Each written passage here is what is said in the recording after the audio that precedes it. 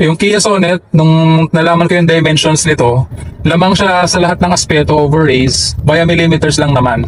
So pagdating sa height, sa lapad niya, sa haba, sa ground clearance, lamang si Kia Sonet kay Toyota Race sa lahat ng aspeto.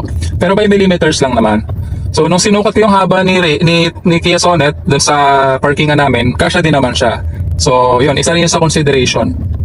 And bukod pa dun, isa rin sa mabigat na consideration para sa amin is the color of the car. Kasi ang gusto talaga namin, nasunod na sasakyan namin is color white.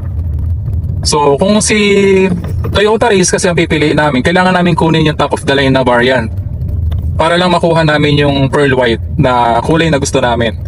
Pero pagdating kasi sa Kia Sonet, kahit saang variant pa, sa MT man yan, sa ATLX, ATSX, or ATEX, sa lahat ng variant na yon, available yung Snow White Pearl. Correct me if I'm wrong, no? Pero yung parang sa top of the line yata nila, imbis na Pearl White ang top of the line variant nila na kulay, it's Pewter Olive, yung parang color green, yun ang pinalit nila. Pero yun na nga, sa LX version, available yung Snow White Pearl. So isa yun sa mabigat na consideration.